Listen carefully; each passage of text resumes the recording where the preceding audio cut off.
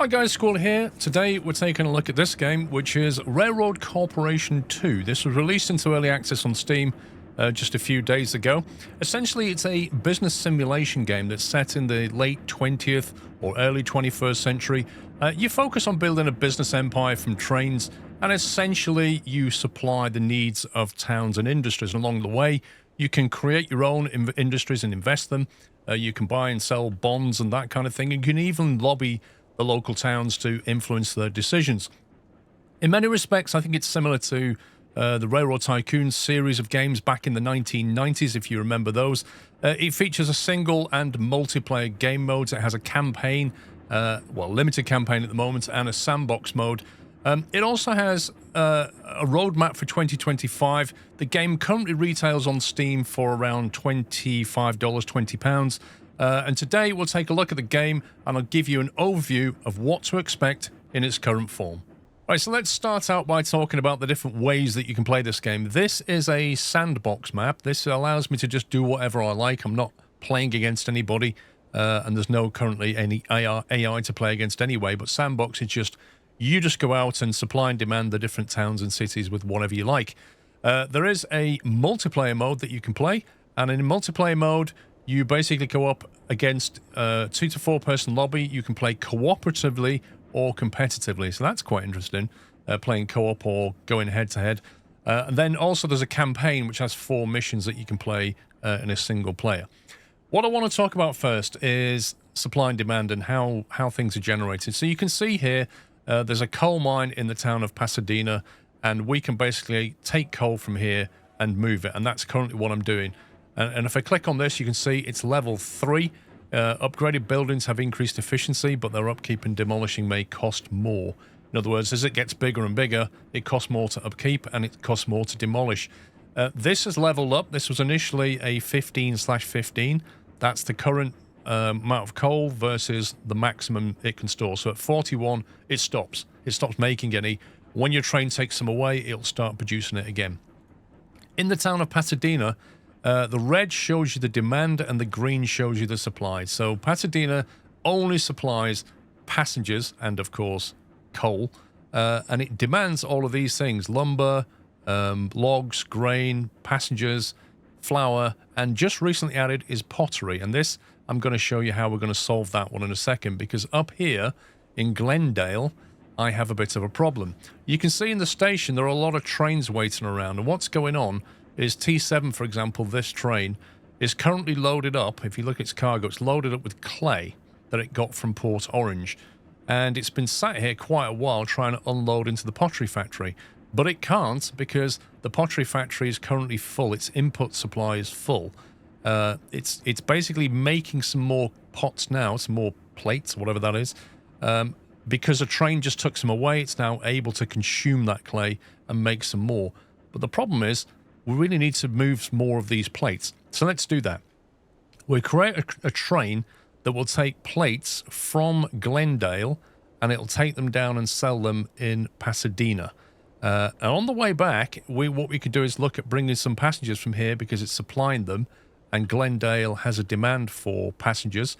So we can take plates down and take passengers back. And you're probably thinking to yourself, hang on a minute, how can you do that? If you've got a train full of cars that take plates, how can you put passengers on that train? This brings me to the first difference in this game. With this train, not only do they consume the goods on the back of the train, they also consume the cars, which is an odd one. That's definitely new to me. But you can see here, this train, which normally takes 10 loads of coal, has delivered its coal into the station and is now going back empty because it has nothing to take back. It leaves the cars and the cargo in the station. And that's something I'm trying to wrap my head around, because most games of this type don't do that. So let's create a new train. So we'll create a train, we click buy new, we say what depot we want it to spawn at. We've only got a couple of options because I've got a depot here at Pasadena. We have 3 that we've unlocked so far. This was the oldest train, the Memnon. This can tow or haul 165 tons. You can see the pluses here. I upgraded it via research. I'll show you the research in a second. This is a faster train, but can only hold 135. So let's just stick with the minimum for now. So I'll buy one of those, and then what I need to do is add the waypoints that it will go to. So let's say we'll start off in Pasadena. So this looks complicated, but it's actually quite simple. We're at Pasadena Station. What do you want to load and unload? Well, this train can take from here, it can load up with passengers. And if you notice the mass down the bottom, 20 out of 165 tons. This is our maximum capacity, and it'll tell you what fuel we're going to burn. So let's load it up with passengers, as many as we can take. That's too many, so we'll take one away. So when it gets to Pasadena, it's going to load up on 5 cars worth of passengers, each one weighing 28 tons. Then we want it to go to another stop. We want it to go to Glendale. So we click Add on Glendale. When it gets to Glendale, we want it to load up from pottery, from the pottery factory. We're not going to bother bringing passengers back. We just need to get rid of those potteries. Now, it's basically saying this train is overloaded. Why is it saying it's overloaded? Because it still has 140 tons of passengers coming. So what we need to do is drop the passengers off first.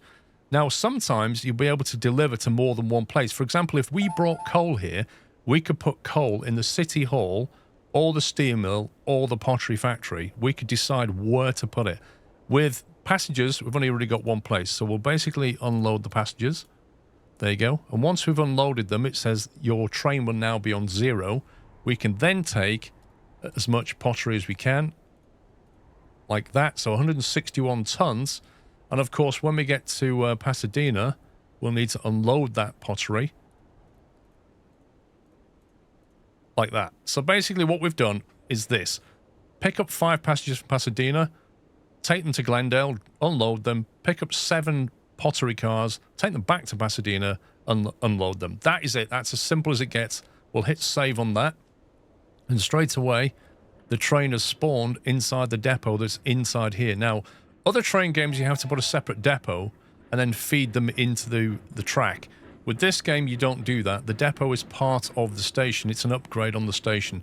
So while that train's just leaving, let me show you a station. So with the station, you can add facilities. For example, I added a train depot here. They cost quite a lot. They're like $500,000, so they're pretty expensive. And then you can add things like repair shops, and then you can add upgrades like cheaper and faster refueling. If I click add, I could, for example, add a faster maintenance like that. And therefore, when trains stop here, when they stop at the station, they'll get faster maintenance. Notice I couldn't add this one because this requires more space to set up. To do that, I would have to basically upgrade this station before I do it to give it more space. Our train's now on the way. You can see it's completely loaded with the passenger cars. And if I speed things up, and we'll see the train's now arriving. And if we have a look at the cargo tab, you'll see what happens. It basically will now unload these passengers into here. You see that number? It goes up there as well. So it unloads the passengers. I don't know what they do there, but the town consumes them. The town now takes that as a supply. And if you look at the bottom of the tooltip, it says population effect plus 20. So supplying the town with passengers will have an effect on the size of the population. Now that goes for all of these things, but they all have a different effect. For example, if you bring it wood, population effect plus 128. You bring it coal, 74, and so on. Bring it whiskey, has no population effect. I think that's wrong, and that needs to change. So, meanwhile, here's our train. Train's coming back now. It's full of pottery, and what you can see on the logbook now is you start to see, for each individual locomotive, each train, sorry, you can basically see how it's performing. This is where it gets a bit weird. If you notice what's happening here, you buy and sell the commodities that you move. So you're not just picking the commodities up. You literally buy them. So we bought the pottery at a certain price and we sold it at a certain price. We buy the passengers and we sell the passengers. It sounds weird, but think of that as a ticket price. And this is where you can see it. Commodities purchased 249,000. Commodities sold 326. That then gets deducted from expenses like fuel and upkeep, and the total profit on the train or on the line right now is 65,000 for this train. So you can see if you can buy commodities at a lower price and sell them at a higher price, then you'll make a better difference in profit. There are ways of influencing that, which we'll talk about in a second. But let me show you how to lay some tracks. So let's find a new industry that we want to connect, and I'll show you how the track laying and signaling works. All right, down the bottom here, there's a grain field. If I click on the mini-map, I can choose grain, and you can see that there's a demand for grain in all these red places. So basically, there's a demand for grain at, however you say that, Cicero, and there's one over at Hamilton. However, the one over at Hamilton is not just demand for grain at the city level. There's also a flour mill here. So it will take grain in the flour mill. So potentially what we could do is we can take grain from here to Cicero and sell it. And we can take grain to Hamilton Town and sell it. And we can take it to the flour mill and make it to flour and bring the flour back to Cicero. So there's definitely a line here where we can exploit. So let's lay some track and some stations. We start off down here by laying a brand new station. So we click on Build New. And we control mouse wheel to spin it round. Now, I always put the building on the inside because the track always builds outward from the building. So if I click that down like that, what you can then do, for example, if you click on Add Track for 25,000, it will add another track. I suspect we're going to need a few of these. So I'm going to put 4 tracks in there like that. We're also going to need to think about servicing and repairs and that kind of thing. So we need to add a facility. We could splash out on a train depot. It's a bit expensive, but the trains could spawn here. So I'll do it for now just to show you how it works. And we'll have a repair shop and we'll have cheaper refueling and faster refueling. I've got a lot of money, so I'm burning it. That's the station here. We then need another station up here. Now, we could just slot it in, but we might want to go up that way at some point. So I think it makes sense if we build a new station and build it in that kind of direction. It just needs to be colored in like that for it to work. And then we build this, and I'm just going to add 1 extra track there just to make life a little bit easier. Facilities here will just have a repair shop so they can get some maintenance, and then we'll build the track. Right, to build the track, basically, the way it works is it shows you elevation data over here, and you can basically change the height of your track building over here. But I'm going to try, go away. I'm just going to drag this out, and you can see it shows the track speed. I could just go all the way down here and say, give me that. And that will cost me 50 grand, which I think is pretty cheap, and I think what we'll do. So I'll just do that, and I'll confirm it. And then with this one, you can then drag it out. If you tap the Alt key, it will then lock it into a parallel track mode. And it just makes it a little bit easier to try and lay the track like that. Okay, and we'll confirm that. Now, the way I used to do things was the way I always did things in other games like Transport Fever. I put a diamond crossover here. It doesn't seem to be a need in this game. I've built all my stuff like that. You can see I've put these crossovers. But actually what seems to happen is when the train comes in there, it just goes into magic La La Land, and it can come out on any track it wants. So really, there's literally no point in doing that. So we'll not bother. But what we will do is we'll drag this down here and simplistically have it coming into there. Just so that these lines are completely separated. We might do something with them later. But that's more or less all we need apart from signals. So we go to signals, and what we can do is put them on 1-way or 2-way. I always like 1-way. I just much prefer 1-way signaling. So I will put them, you can see it shows you the direction as you put it down. So if I put one down like that, the green aspect is going that way. And if I move it on this side of the track, you can see the green aspect is then going that way, and that creates that block. And we just do the same thing along the line, just so we've got some efficiency of movement.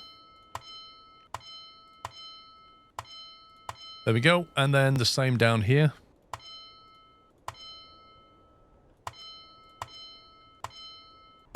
Okay, so you can see Shawnee now demands tools. So what's happening is our towns are growing, and let me just slow it down a little bit. Our towns are growing and their demands are increasing. As the town gets bigger, its needs will grow, and you'll have to supply them, and it also physically grows as well.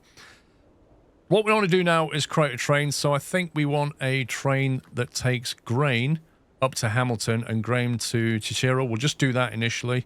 So we go to build train, we go buy new, and it says which depot do you want it coming out of. We want Santa Cruz. Let's take the speedier train for this one, 135 tons. We'll get some fast grain going. And route is going to be from Santa Cruz to Hamilton. Like that. And then when it gets to Santa Cruz, we'll tell it to pick up as much grain as it can. Looks like 120 is going to be the maximum. So that's that. Five lots. Get to Hamilton. And this is where we have a choice. So we could unload some of it into here and some of it into here. It's up to us exactly what we'll do. But for now, we'll just unload everything into the city hall. We'll hit save on that. That will immediately spawn a train that will start loading. While it's doing that, I'll make another one that will go to Chichiro. Okay, that's all set up. I've basically got 2 trains running on this side and 1 train on that side. You can see the grain field is now tapped out, and there's even trains just waiting to load here. So that needs to level up. It should level up fairly soon, because if you look at Santa Cruz, it's already growing in population because we're basically taking this stuff away. It has an effect on the population. One curious thing is that Santa Cruz demands grain and also supplies grain.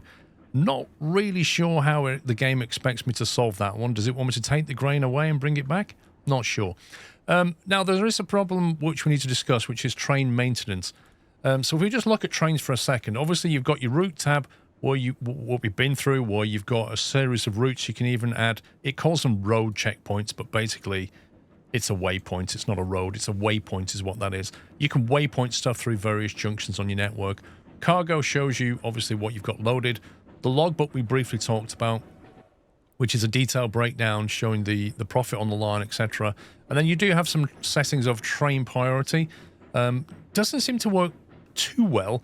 It tends to give a train priority. Let's say there's a train coming down here.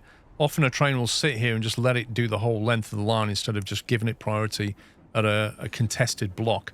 You can also tag a train, so you can put like a coloured outline on it for whatever reason. And then you can over or underpower it, so you can reduce your maintenance and fuel bill and that kind of thing. But really, it's this I want to talk about here. So this is the maintenance on the locomotive. And every time a train drops below that percentage, which is set down here, when it gets below 60%, at the next station that it stops at that has a maintenance depot, it will take some maintenance, which will reset the green bar back up. However, it won't go back to 100%. You can see this little grey thing here, 85 days old. If I go to one of the older trains, there you can see, this one's a bit older, and the grey bar is now is like pushing back its maximum maintenance level. So what's happening here is as a train is getting older, its maximum maintenance level is dropping. And so that basically means it breaks down more often, which is what you would expect. This train is 1,752 days old, and its maximum maintenance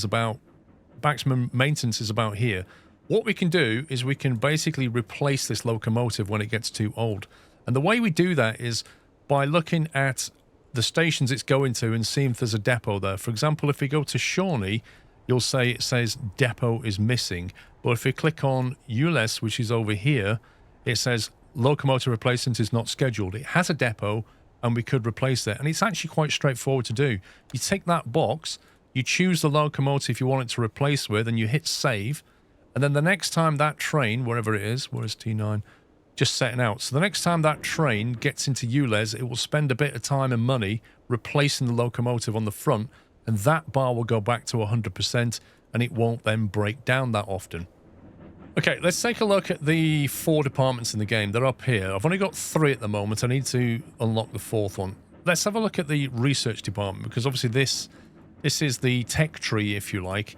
You start off down here. It works left to right, and you'll notice at the top end are electric locomotives, but there's no diesel locomotives, which is kind of weird. I can't find any diesel. These are all steam engines, so I'm guessing they're going to add diesel at some point later into this tech tree. But the way it works is you decide, you have a research department and you hire staff, and then you assign those staff to research things. So for example, if we would go for this one, rated power, it will require 1 level 1 scientist. So if I click assign, you can see I've currently got these 3, which they're fairly cheap, so we'll put the cheap one on it, like that. And then we say start research, $4,000, 5 days. That then starts, and it goes fairly quickly. Now, you can't queue things. You have to basically have available scientists to start the research. So I would like to see some kind of queuing ability, because often I'll go off building track and I'll forget to come back and I'll do something here and I'll be paying for research scientists to sit around twiddling the thumbs. But in order to do this one, I need 2 level 2s. I don't have any level 2s. So we go to job applicants, and unfortunately there aren't any level 2s available applying right now. So I can't do that yet until I've got some level 2 scientists. So instead, we'll have a look at the finance department. So the finance department is where you can kind of influence prices of things. I have got 2 employees hired at the moment. This guy's a level 2, this guy's a level 1. You can see the staff salary and you can see the benefit. This guy reduces the cost of buying clay by 5%. Remember, when a train picks up some goods, you actually buy those goods. So these 2 together give me a combined 15% cost reduction in buying clay. So when my trains pull in and pick up the clay, it costs them 15% less, which means when they sell it, they're making 15% more money.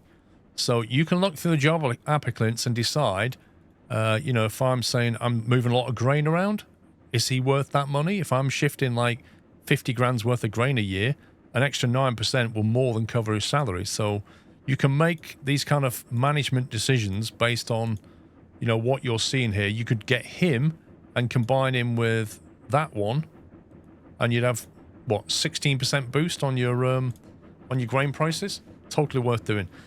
If you upgrade, when you upgrade, you need to have more office space. In order to create more office space, what you need to do is go to your headquarters, like that. You can see my headquarters are in Pasadena here. I'm currently a level 2. If I upgrade them, it will cost me another 200,000, and I'll get these benefits. It increases your office space, and it also allows you to hire more staff, and it gives you certain benefits in this station.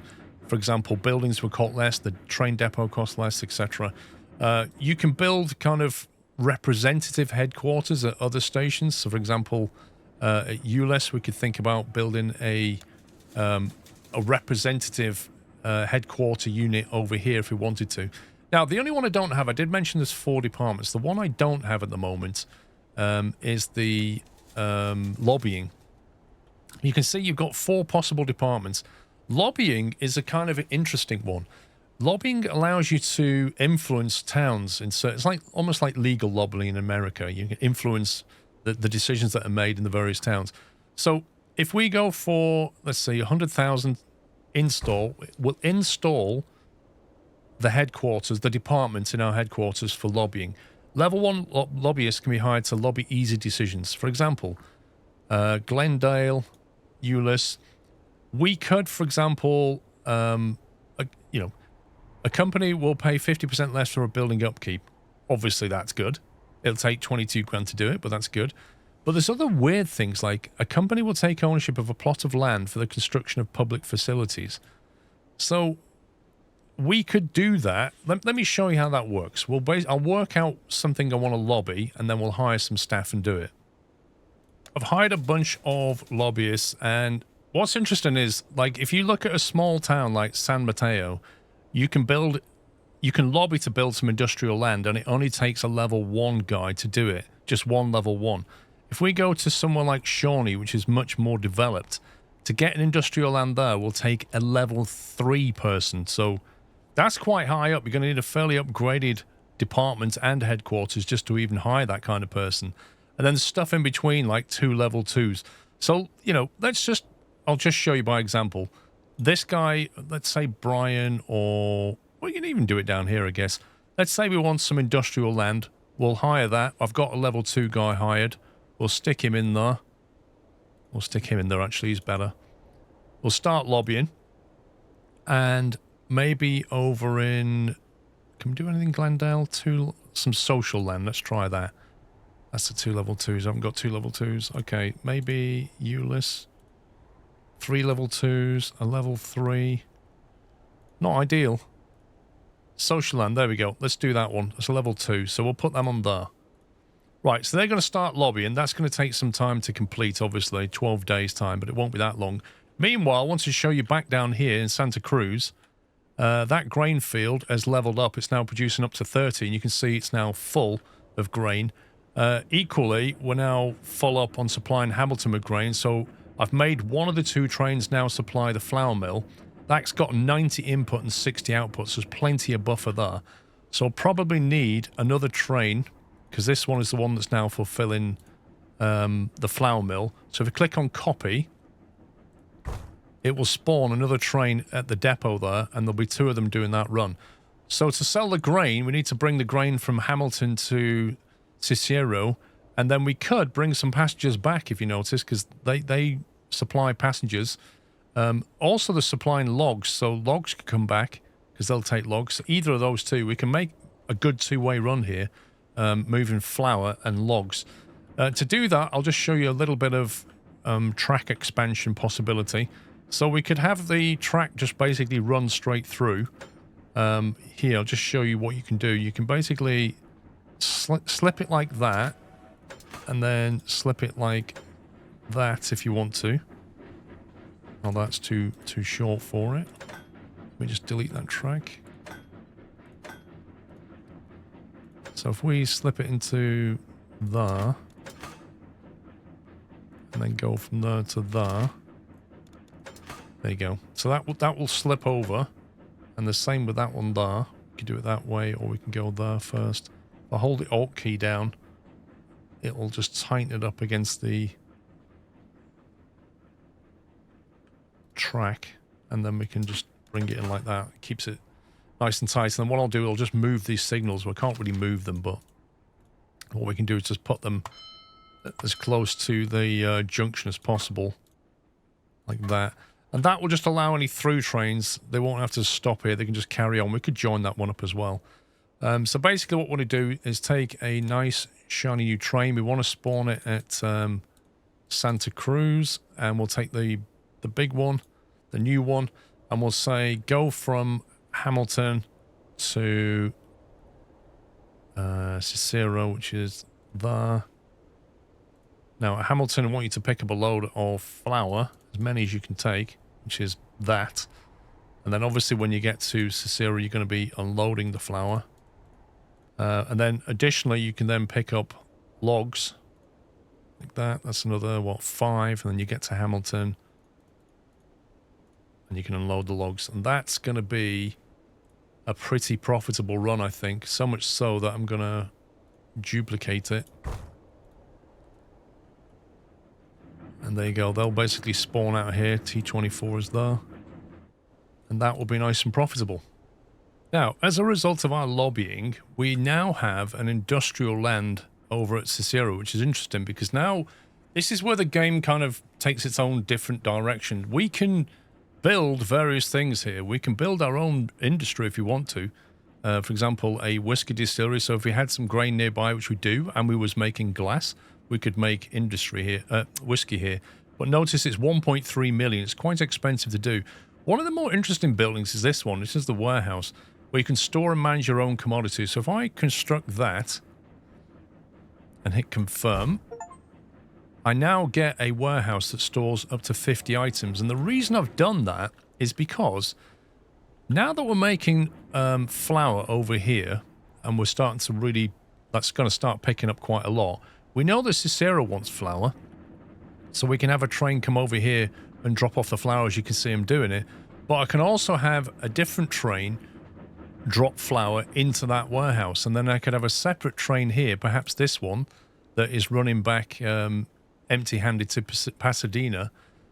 This can take flour. So instead of just taking coal from Pasadena to Cicero, it can take flour back on the return journey that it got out of this warehouse. Yeah?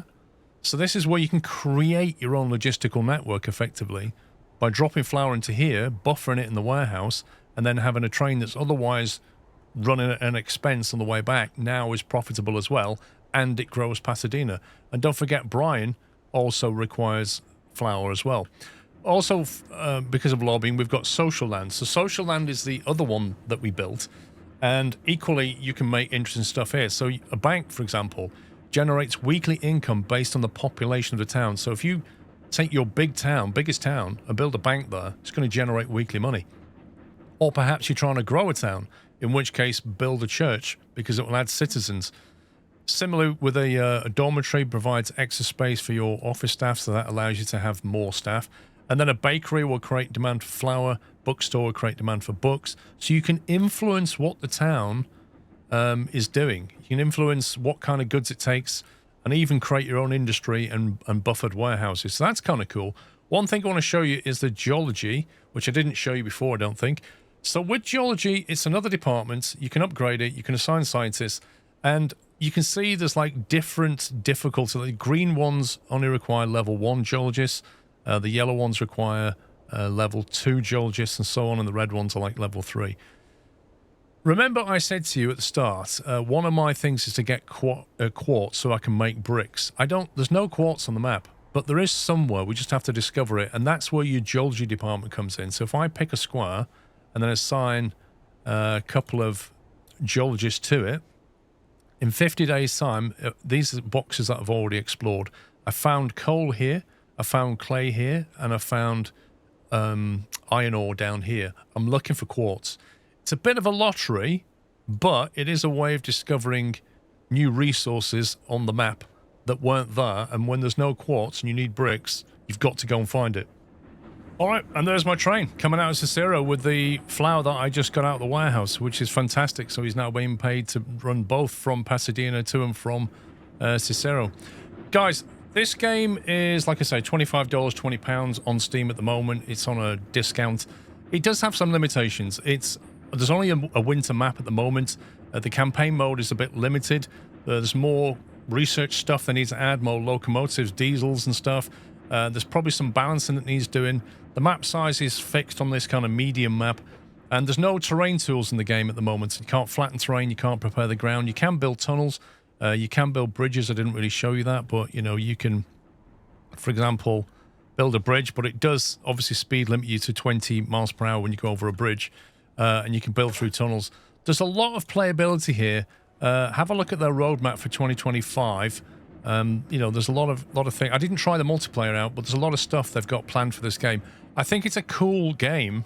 At the moment, it's still early access, so don't expect too much.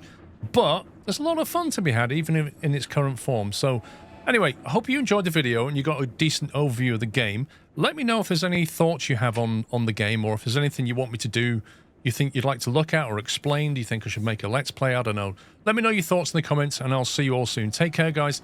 Happy training.